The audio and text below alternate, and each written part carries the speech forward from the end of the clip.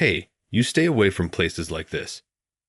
I was told this by Nick, a supervisor from the same company, just the other day.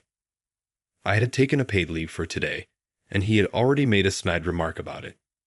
Yet here we were, running into each other unexpectedly. The man standing next to him looked like he couldn't possibly lead a decent life. I wanted to run away. In desperation, I maintained minimal defense, but this only ended up infuriating the man even more. Behind me was my wife, looking anxious. We found ourselves in a dire predicament, but the situation took a drastic turn with the appearance of a certain woman. Later on, this incident would profoundly change the lives of Nick and the Mafia man. My name is Kevin. I am 38 years old, a regular office worker in a small to medium-sized company, and I hold the position of section head. I have a wife who is 3 years younger than me, but we don't have children. Right after we got married, my wife was diagnosed with a disease that led to the complete removal of her uterus. This meant that it was no longer possible for us to have children. I thought living just the two of us wasn't too bad, but after the surgery, my wife was quite distressed and often threatened to divorce, blaming herself for ruining my life. Honestly, those days were like living through hell. But by facing my wife head-on and having numerous discussions, we managed to find peace even without children. Going on trips together or enjoying slightly expensive dinners made me feel completely happy. Gradually, my wife started to recover, and around the time I was promoted to section head, an incident occurred. Just before this incident, the previous department head had retired. Sitting in that empty department head seat was Nick in his mid-40s. He was selected to be the department head, but Nick was the nephew of the CEO, Mr. Yale, who had joined the company through connections. Nick, who believed strongly in educational elitism, refused to entrust important tasks to employees with only high school diplomas, delegating only basic tasks to those with college degrees. Naturally, the less educated employees were angry at this unfair assignment of work, while the college graduates complained of the abnormal increase in their workload. Yet all Nick did was shout, "If you have a problem with my methods, leave right now." Remember, I am the nephew of Mr. Yale, and he showed no signs of listening. Since then, Nick began to decide everything based on educational attainment. When a high school graduate tried to attend an important meeting with a client, Nick would say, "You're pointless." A high school grad shouldn't be sticking their nose into this and arbitrarily make changes. Or when a college graduate helped a high school graduate employee, he would say, "Don't pamper them. You are a college grad. You shouldn't need to help such people." Thanks to Nick's arrival, our department became chaotic, and now someone quits almost every month, leading to an abnormal situation. The reason Nick can continue to be arrogant is that our office is a branch, not the main headquarters. Mr. Yale, his uncle, is based at the headquarters and seems to be abroad often, focusing on globalization efforts. Furthermore, our branch manager, Mr. Harvey, is conservative. At first, everyone complained to Mr. Harvey, but now no one does anymore. Mr. Harvey would say, "Endure it." He's the nephew of Mr. Yale, and wouldn't deal with our complaints at all. That's why, unwillingly, we had to accept Nick's tyranny, and our workplace became a place where hard-working people suffer. Thus, those who work earnestly are the quickest to leave. While we do recruit new employees, the people who could train them have left, so no one can teach them. Even if someone could teach, Nick would say, "Don't learn from anyone but a college graduate," and appoint some college-educated employee as the trainer. Consequently, college graduates not only have a heavier workload, but now also have to train new hires, leading some to mistreat the newcomers. This means that the new hires don't develop well, and within 2 or 3 months they leave, worsening the atmosphere further. Employees who can't leave are mostly those with families. They need money for their children's education, their wives are expecting, or they are paying for their parents' care in nursing homes. Everyone has such circumstances, and quitting at such a time would put their families in trouble. Nick knows this and seems to exploit it. If something happens, he would tell the male employees, "If you run away, your wife and kids will suffer, won't they?" And to the female employees, "In this day and age, no one would hire a woman with kids like you if you leave such a good company." Everyone is looking for a job change, but it's hard to find a good place, and knowing that others will suffer if they leave makes it difficult for them to actually quit. I am one of those people. Recently, my wife and I have been planning something, so I cannot afford to be unemployed. Additionally, our income greatly affects our plans. Therefore, I absolutely have to find a company that offers better conditions and is okay in terms of salary. It's hard to find such a company, and my job hunting efforts aren't going well. This method of Nick's, taking employees' families hostage, puts everyone under immense stress. Gradually, the branch's performance started to decline. Annoyed, Mr. Harvey forced us into unreasonable overtime and mandated work on holidays, creating a chaotic situation. I was living amidst the uncertainty. Perhaps due to such a lifestyle, my spirit was considerably drained.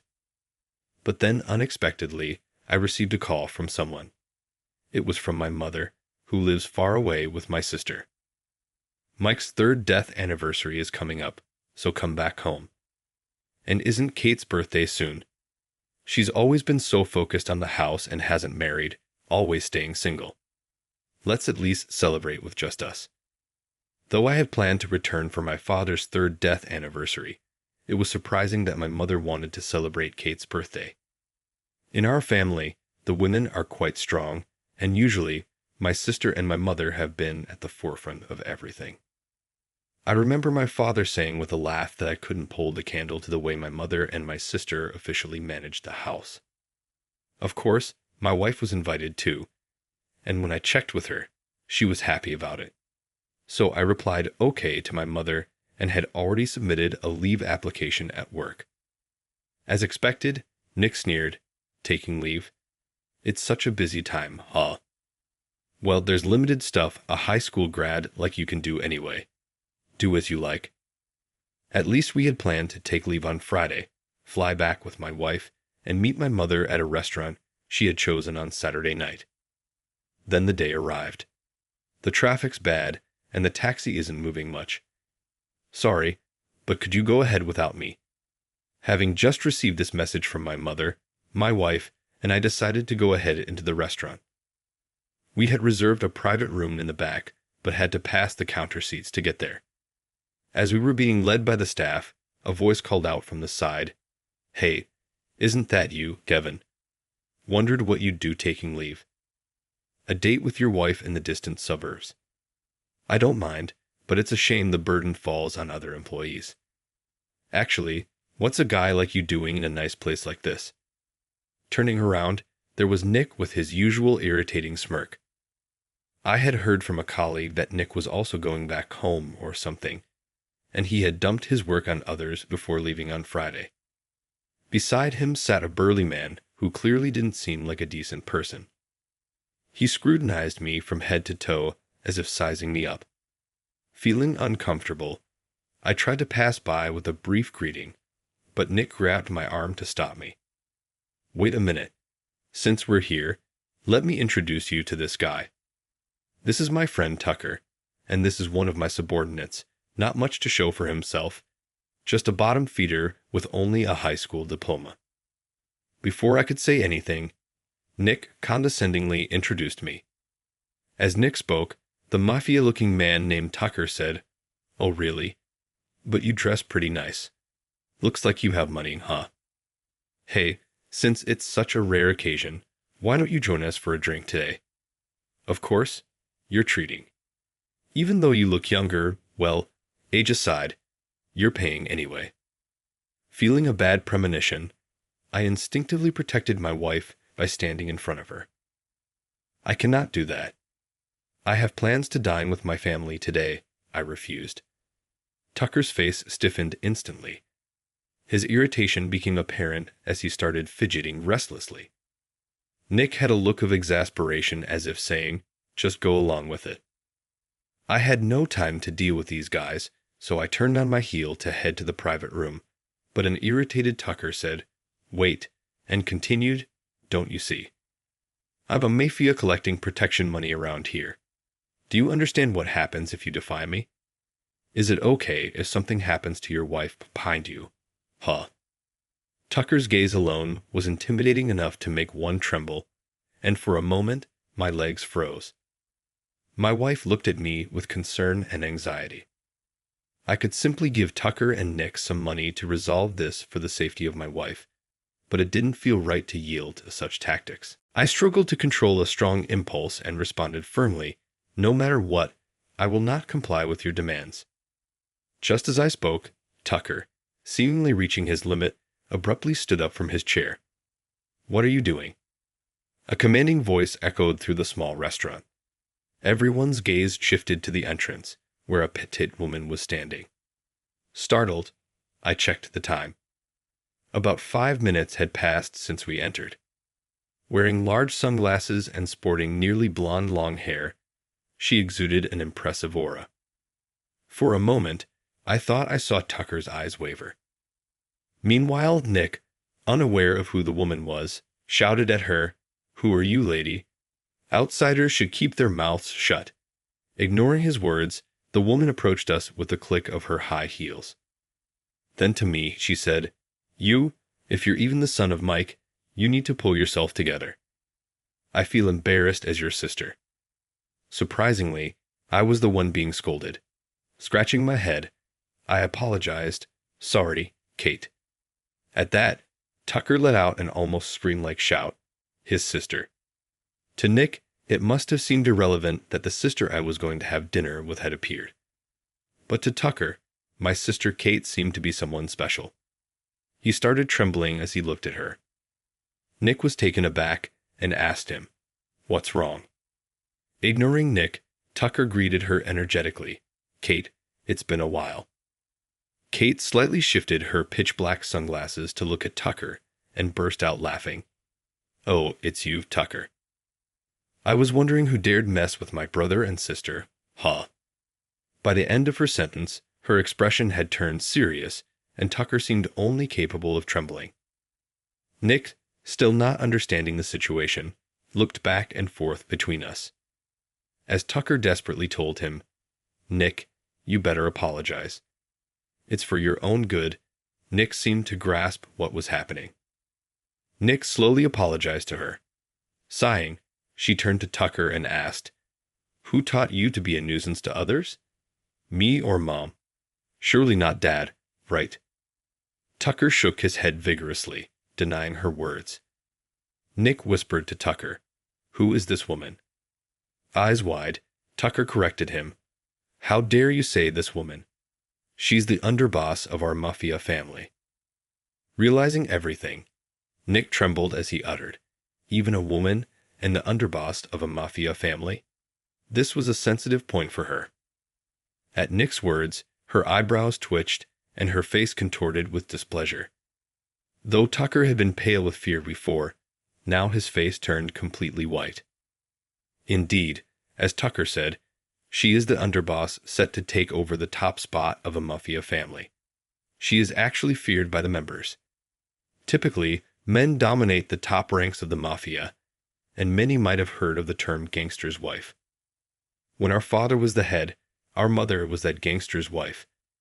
But after his sudden death, she temporarily became the acting head. Of course, there were calls for me, the eldest son, to be the next head, but I stepped down. Marrying a civilian wife and not wanting to involve her were my main reasons, but I also believed I lacked the ability to lead a Mafia family.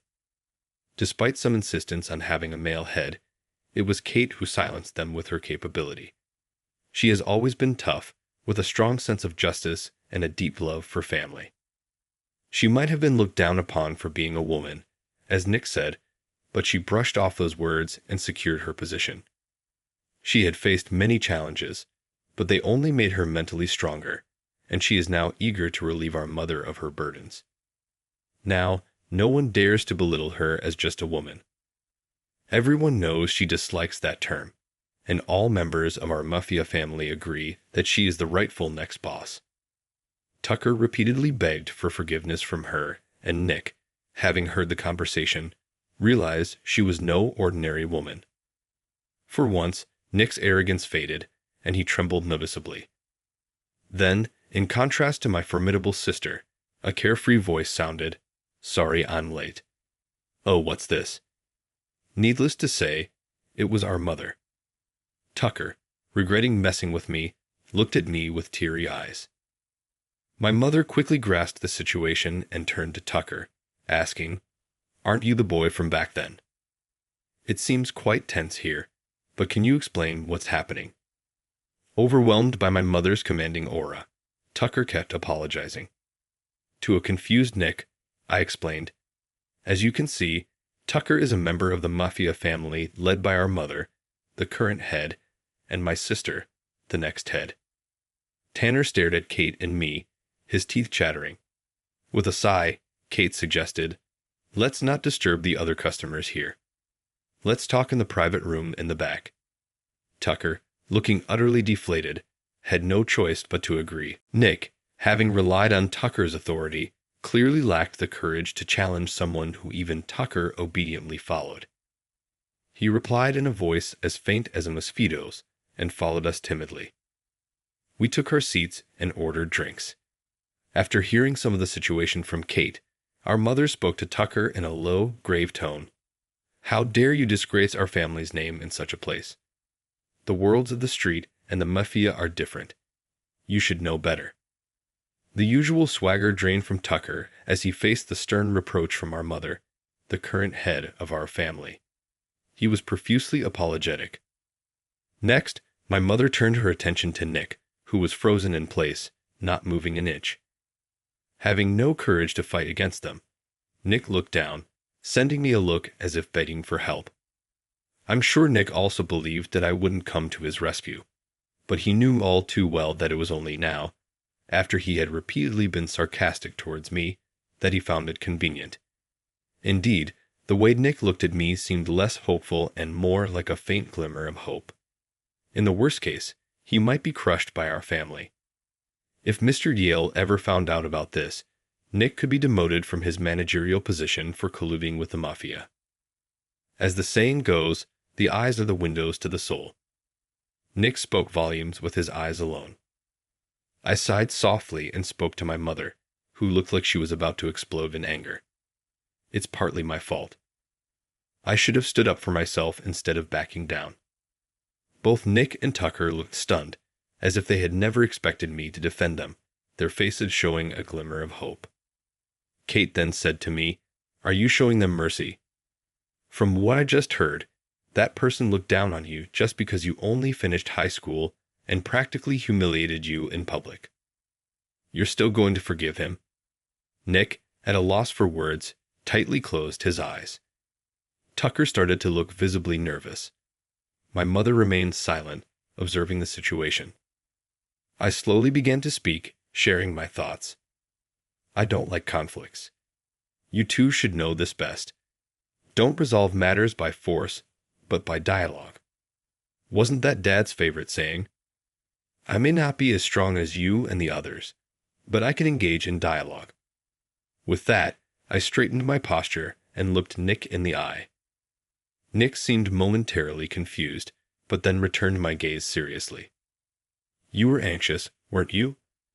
Being the nephew of Mr. Yale, you feared not being taken seriously.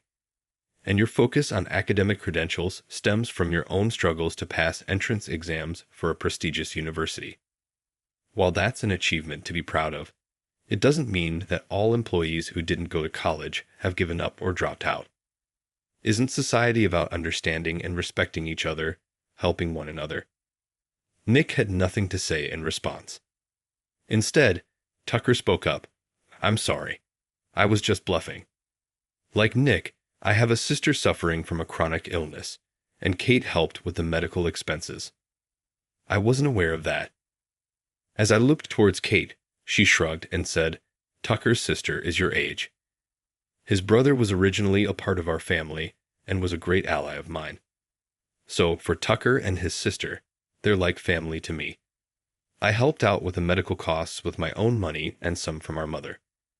It's my way of returning the favor since his brother always stood by me, even when I felt isolated.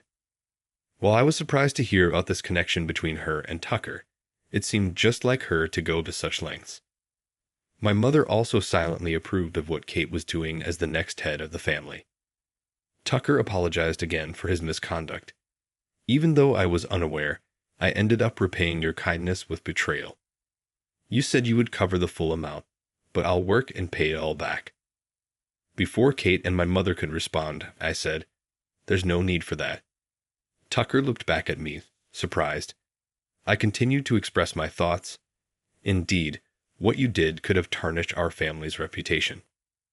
I live in the civilian world now, detached from the family business, but such actions could inconvenience Kate, my mother, and the members, especially your brother. Pausing for a moment, Tucker seemed to take my words to heart, giving me a serious look. I added, "But you've managed to apologize properly. Normally, one might make excuses to justify their actions. You could easily say that since I'm no longer involved with the family business, it's none of my business, but you didn't resort to such tactics. Instead, you admitted your mistakes openly. I don't think Kate and the others would impose further punishment on someone like that." With that, as if breaking the tension, my mother burst out laughing. I was momentarily flustered, thinking I had said something odd. But then she, no longer the head of our family, but as a mother, said to me, "You're becoming more and more like your father." Normally, I would have to condemn Tucker for tarnishing the family's name, but as you said, he's taken responsibility and apologized. This time, I'll forgive him for your sake. I was relieved. Honestly, it was almost a gamble whether my mother would let Tucker off the hook. Since my father's death, she has led with unmistakable authority to ensure she wasn't underestimated, resolving conflicts within the family with decisiveness. Kate, too, had made considerable efforts to demonstrate her capabilities, deeply understanding what it means to be part of the Mafia. Whether to forgive Tucker was a delicate matter, but I was relieved that my words had an impact. Tucker, likely never expecting this outcome, teared up and grasped my hand, saying, "Thank you for protecting me, even though I was so rude." Out of the blue, I slowly shook my head in response to his words. I hadn't really protected Tucker. I had simply stood by my own principles and followed through with them. When I explained this, Tucker, deeply moved, said, "You are my hero," and showed respect for me, even though I'm younger than him. Feeling a bit odd, I asked him to stop saying that. "Please don't say it like that. That's not really my style," I said hesitantly. Perhaps finding it amusing, Kate burst out laughing, dispelling the somber mood, and my mother suggested we toast with some beers that were just brought out. While looking apologetic, Tucker accepted a beer mug.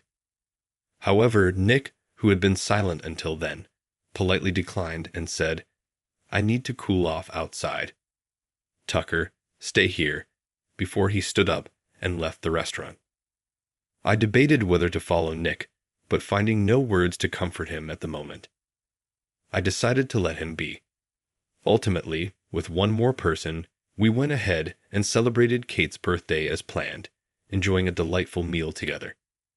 Nick didn't return to the restaurant after that. Having completed my father's memorial service, I returned to the apartment where I live with my wife. When I went to work as usual the following Monday, something felt off. The office, which had been frantic lately, was unusually calm and settled today.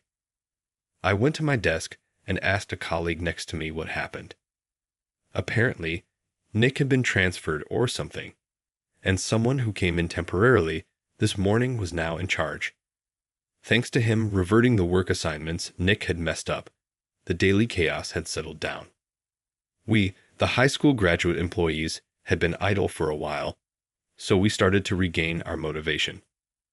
Meanwhile, the college graduate employees finally had some breathing room.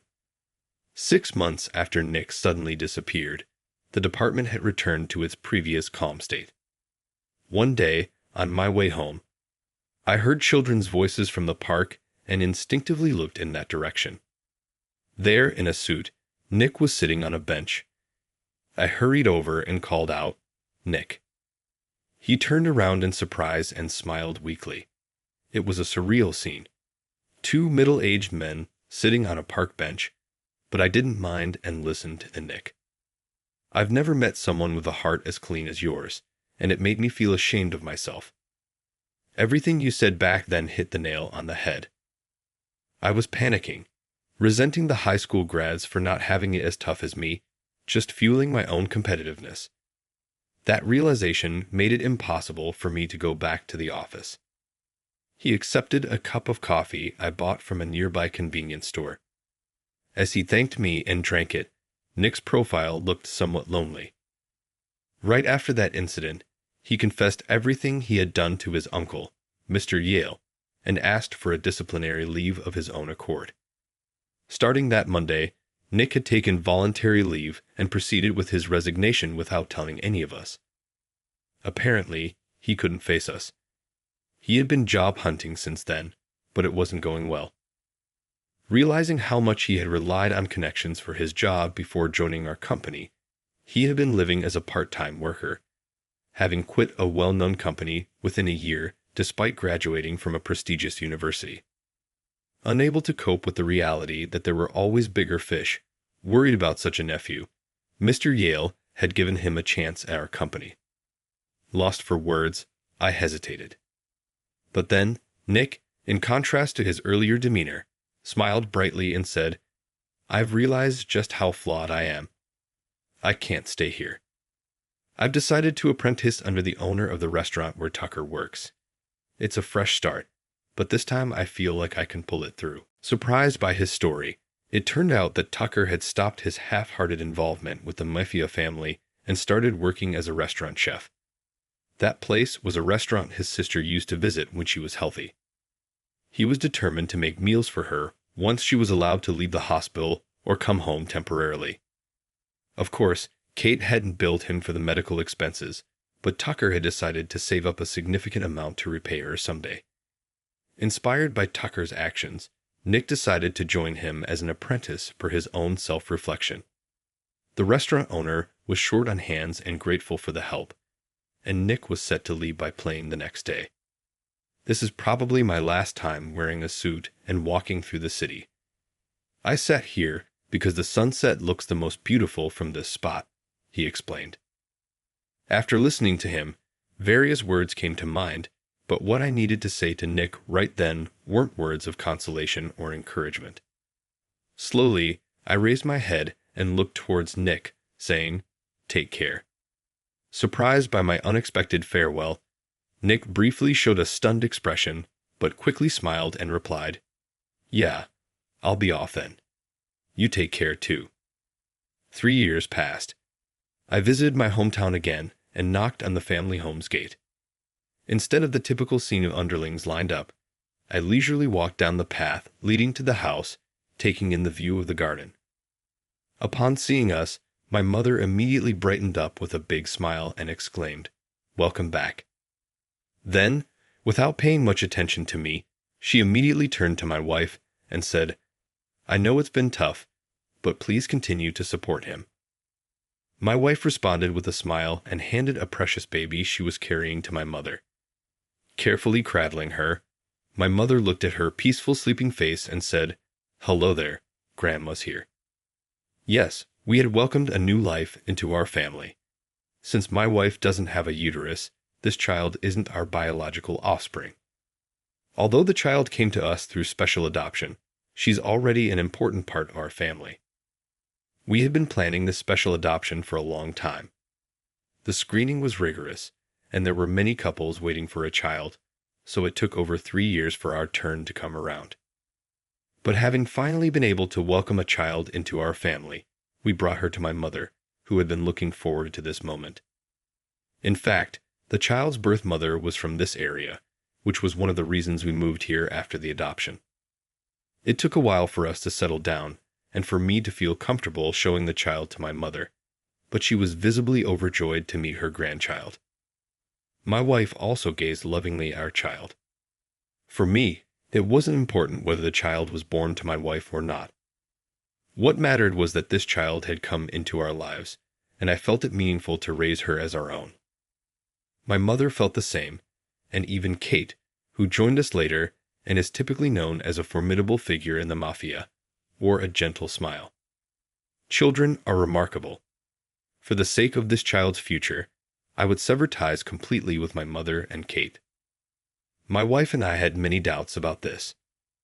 After all, it wasn't my idea, but one that my mother and others had decided upon after months of deliberation following the child's arrival. We decided to respect their decision. Thus, today was the first and last day for my mother and others to meet this child. Given the circumstances, we left the child with my mother for a while, and my wife and I went to a restaurant. It was just past the busy lunch hour, so the restaurant was quiet with few other customers. As we entered, we were greeted with a hearty welcome. As we took our seats, a familiar face, now a waiter, brought us a menu and cheerfully said, "Long time no see." Today's special is grilled chicken made by Nick. It's really the best. My wife and I burst out laughing, and from the back of the kitchen came Nick's embarrassed shout, "Stop it, that's not my special." The restaurant owner joined in the laughter, and I could tell that these three had built a good relationship.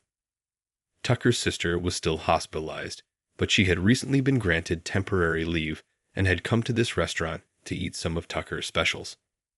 Tucker's dream had come true, and it seemed he now had a new goal: to open a new restaurant with Nick.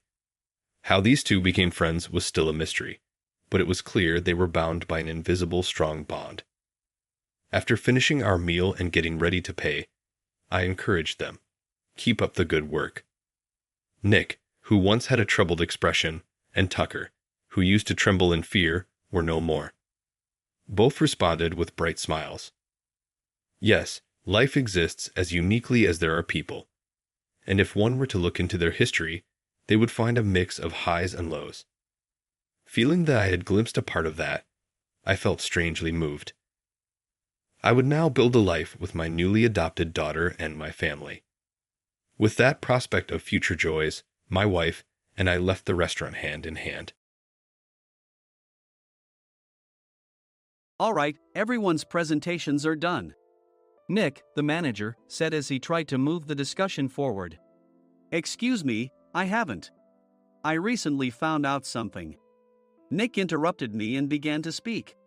There's apparently someone in this department who didn't graduate high school and is just a part-timer. Meetings should be for employees only. Absolutely right. His lackey, Mike, of course, agreed with Nick. I'm leaving. After leaving the meeting room, I started to shut down my computer. I noticed that an email had arrived, not in my personal inbox, but in the company's shared email. Thinking, there's no point in speaking up, no one will listen, I went home quietly. The next day, I heard a commotion from Nick's desk. He was staring at his computer screen, his face pale. Nick! Is something wrong? Mike looked at the screen with him. And he turned even paler than Nick. Why is he so angry? Knowing the reason for Mike's distress, I thought to myself, serves them right. My name is Adam. My mother passed away when I was in the 9th grade, and I was raised by my father.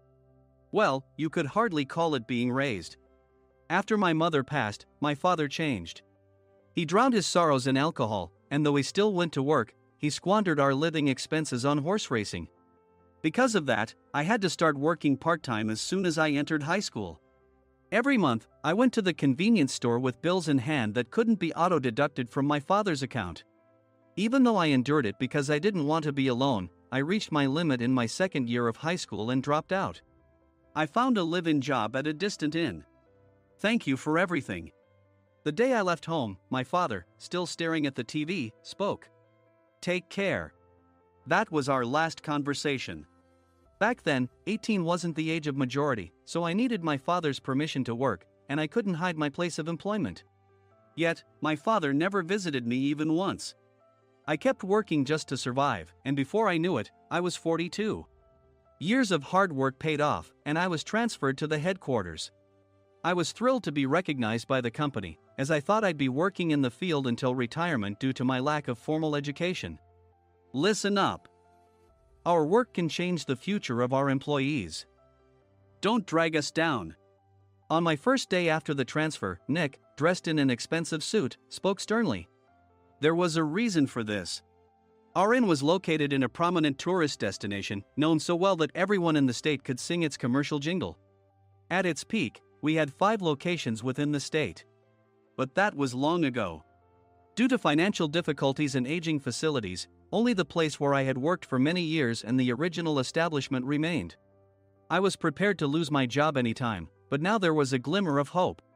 With the rise of social media, the tourist area where the inn was located started gaining attention again. Depending on how hard the sales department, where I was transferred, worked, we could either thrive or be forced to give up this prime location to the new hotel chains continuously popping up. For Nick, who had switched careers from another industry to strengthen our sales, this was a battle he couldn't afford to lose. I understood why he had to be strict. I will do my best. Nick sneered at my enthusiastic declaration. Did you not hear what I said? I'm sorry. I thought I was listening carefully. Out of habit from years of customer service, I apologized reflexively, though I had no idea what had offended him. Someone was watching me with a smirk. In this department, there are those who are expected to excel and those who have been shoved here because they have nowhere else to go. You are the latter. It was Mike, the section chief. He's 7 years younger, at 35. But he was called to headquarters much earlier than I was and had been moving around within the headquarters ever since. I'm not jealous, but I can't accept that he's my boss. Graduating from a prestigious university, he has an unusually high pride and caused many problems as a newbie, making things very difficult for me when I was the front desk leader. When I found out Mike was transferred to the sales department a month before me, I was disheartened. Mike is right. With just a middle school diploma, there's not much you can do. Don't even think about achieving results. As if I didn't exist, Nick remarked, I'm thirsty. Mike eagerly ran to the coffee maker. It seems Mike is Nick's lackey. I regretted being happy about my transfer to headquarters, wishing I had stayed on site forever. Send a direct mail to every company on this list by the end of the day. Nick only assigned me tasks that even a new graduate could handle. What? There are over 1,000 companies. You want me to send to all of them by today? Yes, if you and your fellow misfits split the work, even those with nowhere else to go should finish by today. I glanced at the employees typing away expressionlessly. They were worn out from customer service, only thinking about leaving on time, or were women reassigned after having children, with zero motivation for work. Even Sam, a new graduate from the same university as Mike, who was supposed to be among the expected achievers, had no enthusiasm for the job, having joined the company wanting to do customer service. I don't care what they say, I plan to quit any time, he said. Only Nick and Mike were highly motivated, making all the decisions between the two of them. I originally only wanted to work at the inn to survive and had no particular attachment to this job. I swallowed my words, thinking I had no right to reprimand them. About a month after the transfer, Nick told us with a frustrated look. To commemorate the 50th anniversary, we've decided to create a plan exclusive for one group per day. Originally, Mike and I were supposed to come up with it, but our president, Mr. Thompson, insists on hearing everyone's opinions. So, you all get a chance. As Nick explained, Mike began handing out prints. Make sure not to embarrass Nick. If your ideas are half-baked, you'll have to redo them. It seemed that they had printed his handwritten notes by Mr. Thompson, which included several questions and a section for free responses. It made sense why Nick had to seek our input, given that all responses had to be submitted to Mr. Thompson. We were given a week to think about it, and a meeting was scheduled to compile our ideas. My plan is to let guests enjoy both the old and modern America. Nick began the presentations. Guests would watch a master confectioner at a nearby traditional sweet shop make sweets in front of them. The welcome drink would be premium tea in a bottle. Nick's plan was certainly attractive. After his presentation, Nick called on us to present in the order we were seated. Just as I stood up for my turn. All right, everyone's presentations are done. Excuse me, I haven't. I recently found out something. Nick interrupted me. There's someone in this department who didn't graduate high school and is just a part-timer. He was likely talking about me. I joined the company as a part-timer and was made a full-time employee when I turned 20. That was 20 years ago, so Nick and Mike probably had no chance to know until recently. Meetings should be for employees only. Absolutely right. After that, Nick kept creating opportunities to solicit everyone's opinions, purposefully excluding me from speaking. The meeting unexpectedly heated up and went past the scheduled end time. A few people asked to leave, and the discussion continued with the remaining few. Still here? Normally, you'd leave in that situation. Though I had no attachment to the job initially, hearing kind words from customers made me want to make them happier. For someone like me, with nowhere to go, the inn was my home and customer service was my life. I felt pathetic about my current self. I'm leaving. I left the conference room and started shutting down my computer. I noticed an email had arrived, not in my personal inbox, but in the company's shared email. Thinking no one would listen to what I had to say anyway, I quietly went home. The next day, while preparing the DM as instructed, I heard a commotion from Nick's desk. In his haste to stand up, he hit his knee on the desk. He stared at his computer screen, his face pale. Nick! What's wrong? Mike, thinking he should be the first to rush over, approached Nick while still wearing his coat. He peered at the screen with Nick.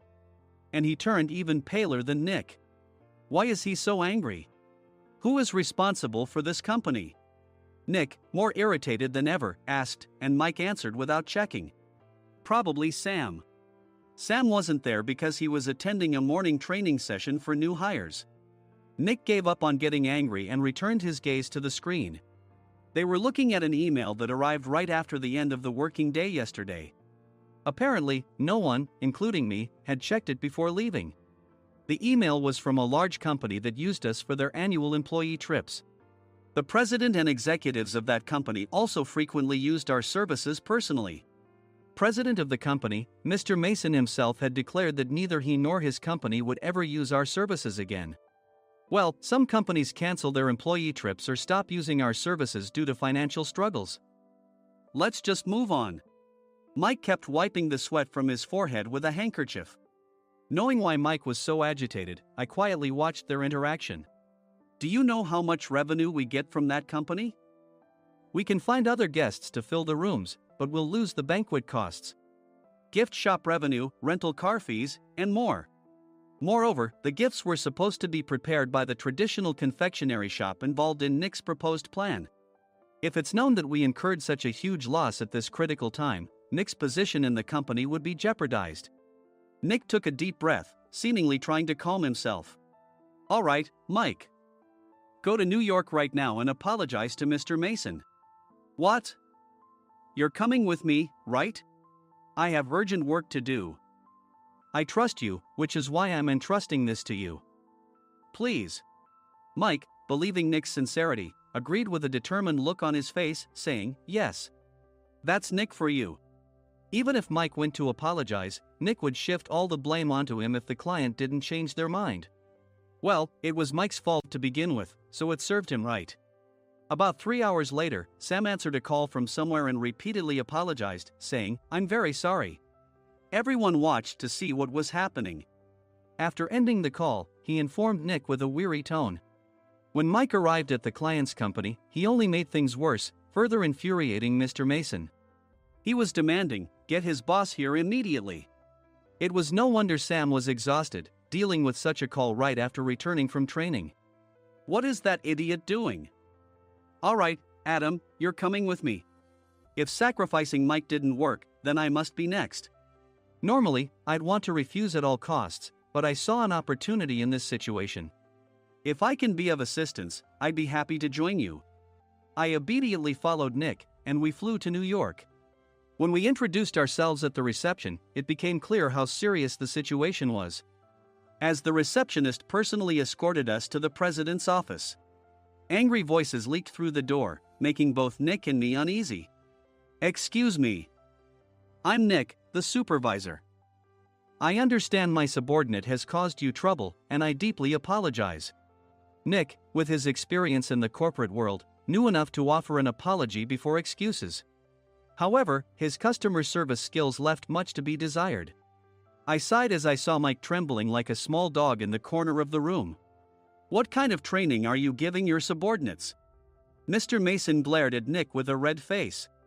The intensity of his gaze made even Nick take a step back. Regrettably, I joined this company only 2 years ago and was unaware of Mike's issues. I should have identified his shortcomings sooner. Indeed, I should have realized sooner. No sensible person would come to apologize and then give a lengthy presentation on the drawbacks of not using their in. Nick froze, his mouth slightly open. Suspecting the worst, I picked up the documents that had fallen to the floor.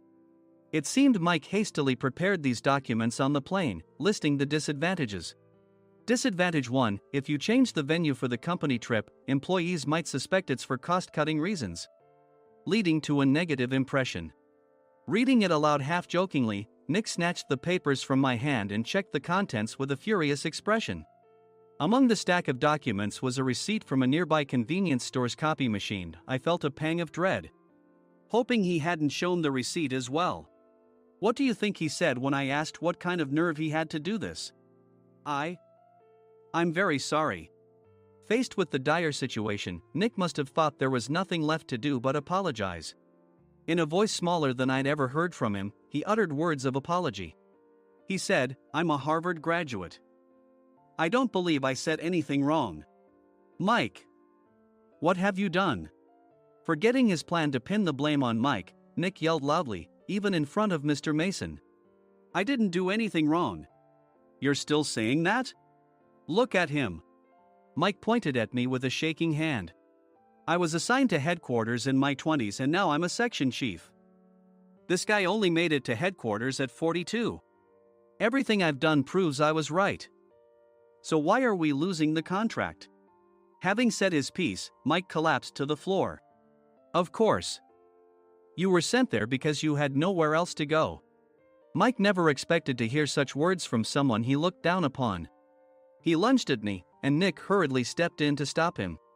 "Mr. Thompson told me Mike is a quick thinker, and to take good care of him." There's no way he was pushed aside. "Don't make things worse here." "He didn't say quick thinker, he said only quick-witted, didn't he?" I don't remember that part."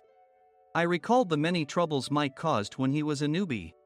When Mike was on the front line, his pride was so high that he never apologized to customers. Customer service, especially in our job, doesn't work alone. It brings both good and bad situations. If the front staff or housekeepers made mistakes, or the cleaning company didn't properly clean a room, one had to apologize to the customers regardless of personal fault. Mike, in such situations, would never apologize, insisting he wasn't at fault. This often angered customers, and as the front desk leader, I frequently had to apologize on his behalf. He caused complaints and disrupted operations, which is why he was quickly moved to headquarters. In departments where he didn't interact directly with customers, his quick thinking was beneficial and things went well. But it seemed his flaws were starting to show. Corporate reservations are supposed to be entered into the system by the sales representative. But a quick check yesterday revealed that more than 10 items were missing from the client's reservation. The handover document clearly stated what needed to be prepared. Why didn't you enter it into the system? Why do we have to give them special treatment? Filling rooms near the banquet hall, setting up all the food in advance. Specifying the brand of wine, they're too demanding. No wonder he always angered customers, I thought, feeling a headache coming on. Grouping them in rooms near the banquet hall is for our benefit too. It makes it easier for the staff to set up beds and serve breakfast since everyone's schedule is synchronized. As for the other requests, Mr. Mason suggested them to lighten our load. I didn't know that. Nick finally seemed to realize that Mike was the one who had angered the client. What did you say to them? I just told them we wouldn't give them special treatment anymore. We shouldn't waste effort on things that don't bring in money. I was utterly exasperated at his lack of understanding of customer service. Of course, we shouldn't comply with unreasonable demands. But carrying over successful practices from past stays makes customers feel remembered and enhances their experience. Good memories encourage repeat visits. That's part of our job. I looked down at Mike, who was sitting on the floor. In our job, nothing is a waste. Mr. Thompson likely moved you to the sales department, hoping you'd finally understand this.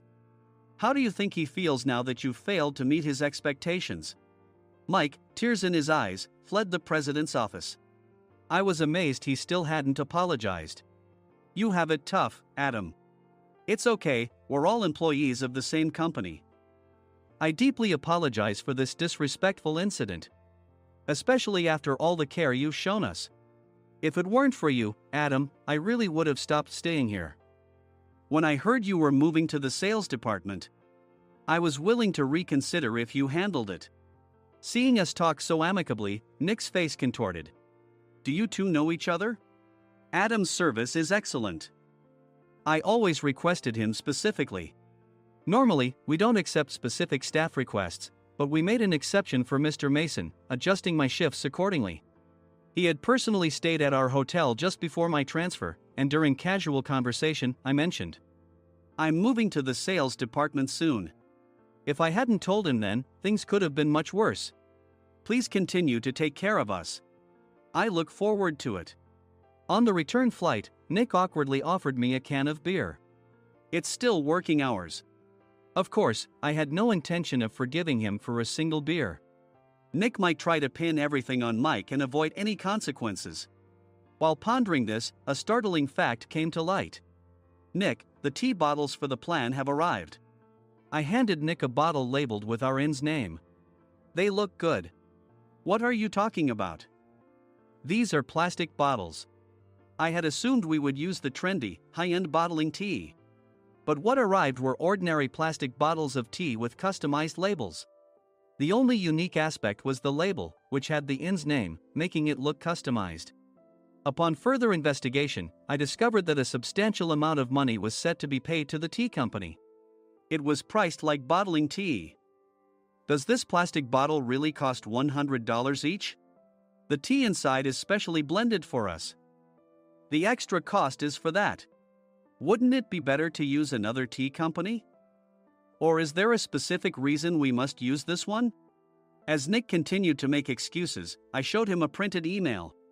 I informed the tea company's president, Mr. Mitchell, that we discovered irregular payments and he confessed. He said you two were high school classmates and planned to split the extra money. That idiot. Why did he confess? That's not important. You should worry about yourself, this could turn into a police matter. Opening the bottle cap, I suggested. How about calming down with this tea? It supposedly has a relaxing effect. Nick drank the tea frantically. In the following days, decisions were made about their fates. Mike was reassigned to the General Affairs Department, with no chance of transfer or promotion, as per Mr. Thompson's orders. As for Nick, since the payment to the tea company hadn't yet been made, he narrowly avoided legal trouble. Instead, he was encouraged to leave the company, and to avoid further complications, Nick submitted his resignation. Rumor has it that connections between HR departments have made it difficult for him to find new employment. Even though it was good to have those two gone, something unexpected happened in the sales department. Everyone became motivated and united in refining the 50th anniversary plan. In the end, my plan was adopted. We collaborated with the Tourist Information Center to provide personalized guides. The plan, tailored to the number of guests, was truly special for the 50th anniversary. Hey, is Adam's family coming to stay? I immediately booked that special plan for my family. Sam noticed it on the reservation list and quickly picked up on it. Yes, I'm inviting my father. That's great. I might invite my parents too. I lacked the courage to face my father just as Adam. But here, with the confidence Mr. Mason praised, I felt ready. The 50th anniversary plan was a perfect opportunity to reconnect with my father. I hoped to bring back the days when we could laugh together as we once did.